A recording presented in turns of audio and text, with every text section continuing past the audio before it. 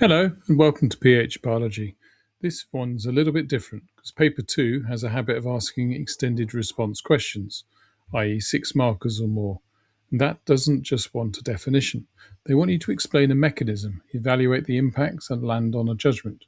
So in this video we're doing a deep dive on 10 of the most testable topics, 5 from ecology, 3 from inheritance, 2 from homeostasis. Each topic gets 2 slides, what you need to know and how to answer the extended question. By the end of it, you'll have the playbook for the paper 2 deep dive questions that examiners love. First up, fish farming. So wild fish stocks are declining. So aquaculture, i.e. farming fish in cages or tanks, has expanded rapidly. Here's what you need to know for the extended response. Fish are kept in cages to exclude predators and reduce energy loss from them swimming about too much. They're sorted by size to prevent cannibalism and aggression, and they're given controlled diets to maximize their growth. And they're treated with antibiotics and pesticides to keep disease under control. Young fish are reared in special tanks to ensure that as many survive as possible, and it's important to keep the younger fish separate from the bigger fish and to provide regular food because it makes sure that the big fish don't eat the little ones, which is intra-specific predation. Fish kept in cages are more prone to disease and parasites, such as sea lice, which can be treated with pesticides to kill them. And to avoid pollution from the chemical pesticides, biological pest control can be used instead. Small fish called rasa, for example, eat the lice off the backs of the salmon. The fish can also be selectively bred to produce less aggressive, faster growing fish. Then there's the sea versus inland question examiners love. Sea farms are cheaper, natural water flow, plenty of space, but escapes and antibiotic runoff hurt wild populations, and they're further out to sea with all the complications of travelling back and forth that involves. Inland tank farms give total control of the water, the temperature and disease with no wild population risk, but they're expensive and energy hungry. The killer phrase examiners want: it's productive, but each system has its own trade-offs. Have a read through the structure. I'll pause here for a few seconds and then we'll move on.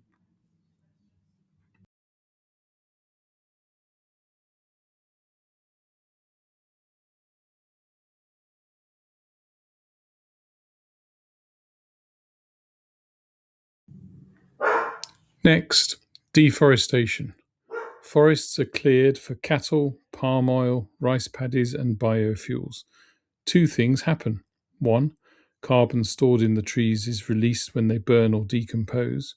And 2. With fewer trees, less carbon dioxide is absorbed by photosynthesis. The net result: atmospheric carbon dioxide rises. Add methane from the cattle and the rice paddies, and the greenhouse effect gets stronger. Biodiversity crashes because the habitats vanish. Peat bogs are the sneaky one. Drain them, and centuries of stored carbon escape.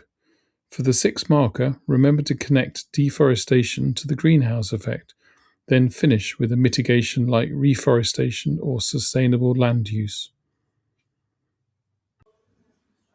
Have a read through the structure. I'll pause here for a few seconds and then we'll move on.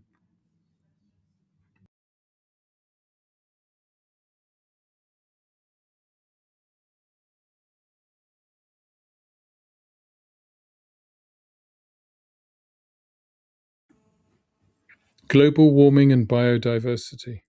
Higher temperatures push species poleward or up mountains looking for cooler ground. Migration timings drift out of sync. Birds arrive before insects emerge. Coral reefs bleach as stressed coral expels the algae that feed it. Polar bears lose sea ice. The species that survive are the ones with fast generations and enough genetic variation to evolve. Natural selection in real time. Everything else declines or dies out.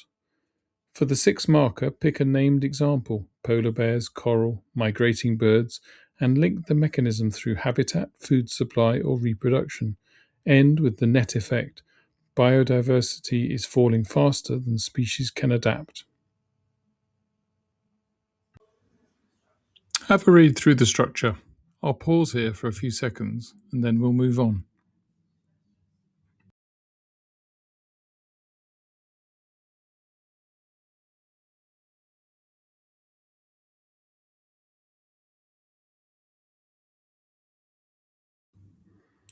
Trophic levels and biomass.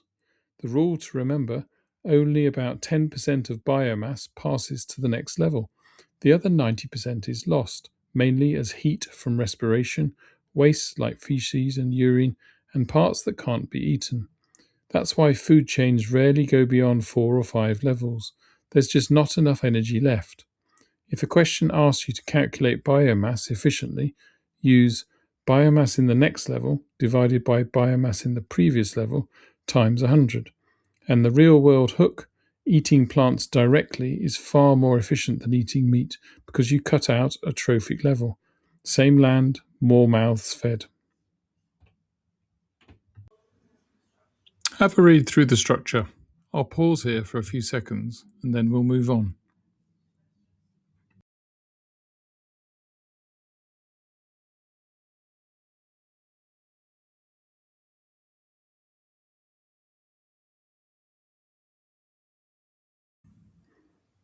Decomposition. Bacteria and fungi break down dead material. As they respire, they release carbon dioxide, and that's how carbon returns to the atmosphere in the carbon cycle. Producers then absorb carbon dioxide via photosynthesis, and the whole cycle continues. Nutrients also return to the soil for the next generation of plants. Rate depends on 3 factors: temperature, water, and oxygen. Warmer, moister, oxygenated conditions speed things up. Think garden compost. Anaerobic decomposition, on the other hand, produces methane instead of carbon dioxide. The required practical measures milk decay by pH change over time. Decomposition acidifies the milk. If you get asked a 6 marker, connect decomposition to the carbon cycle explicitly. Have a read through the structure. I'll pause here for a few seconds and then we'll move on.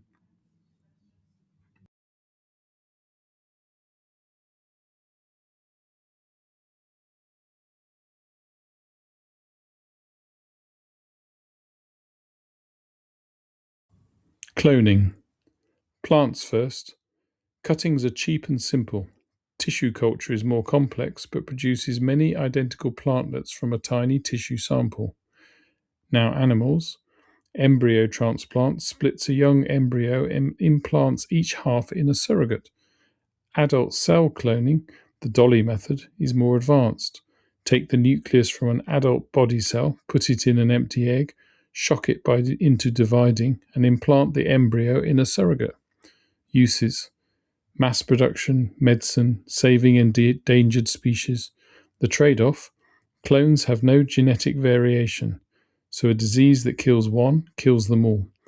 For the 6 marker, describe the method precisely, give a use, and evaluate both sides. Have a read through the structure. I'll pause here for a few seconds and then we'll move on.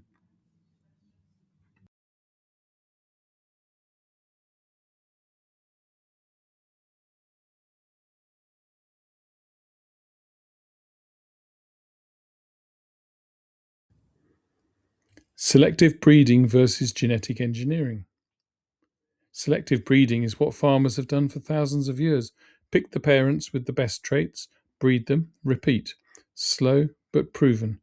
Genetic engineering is precise and fast. Transfer a specific gene from one organism to another, like the human insulin gene into bacteria. Selective breeding uses only existing variation, whereas genetic engineering can bring in entirely new traits. Both have risks. Selective breeding causes inbreeding. Genetic engineering raises ethical and environmental questions. For the 6 marker, define both, compare speed and precision, give an example, evaluate the risks, and end with context. Genetic engineering is often better for crops, selective engineering often preferred for animal welfare. Have a read through the structure. I'll pause here for a few seconds and then we'll move on.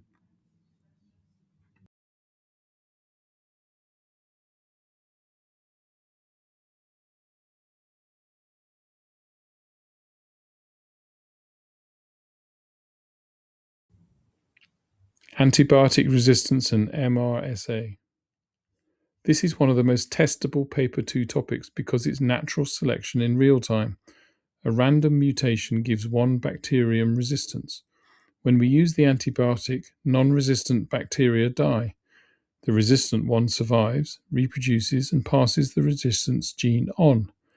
Over generations, the resistant strain dominates. MRSA, methicillin-resistant Staph aureus, is the classic example and a real hospital problem. Prevention: only prescribe when needed. Finish the course and restrict use in livestock. For the 6 marker, walk through the natural selection steps in order: mutation, selection pressure, survival, reproduction, generational shift, then finish with prevention. Have a read through the structure. I'll pause here for a few seconds and then we'll move on.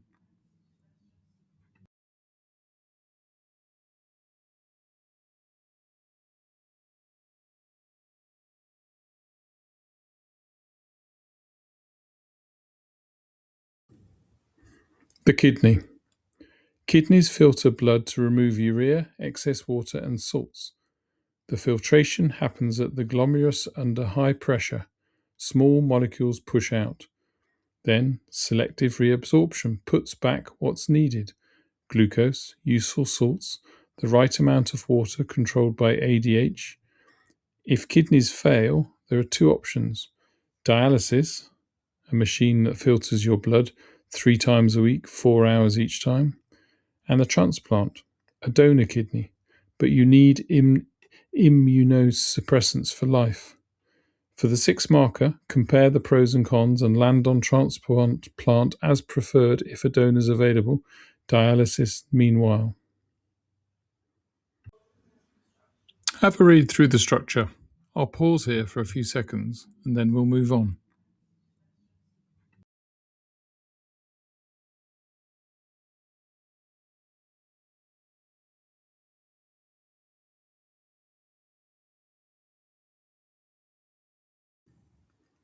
Finally, IVF and fertility hormones. IVF stands for in vitro fertilization, fertilization in a lab dish. Step by step, FSH stimulates several eggs to mature. LH triggers the release. Eggs are collected, fertilized in a dish with sperm, and 1 or 2 embryos are implanted in the uterus. Success rate is around 30%. It's expensive, emotionally demanding, and carries risks: multiple births, hormone side effects. Ethical concerns include unused embryos. For the 6 marker, describe the procedure, weigh up the advantages and disadvantages, mention ethics, and land on a balanced conclusion. Have a read through the structure. I'll pause here for a few seconds and then we'll move on.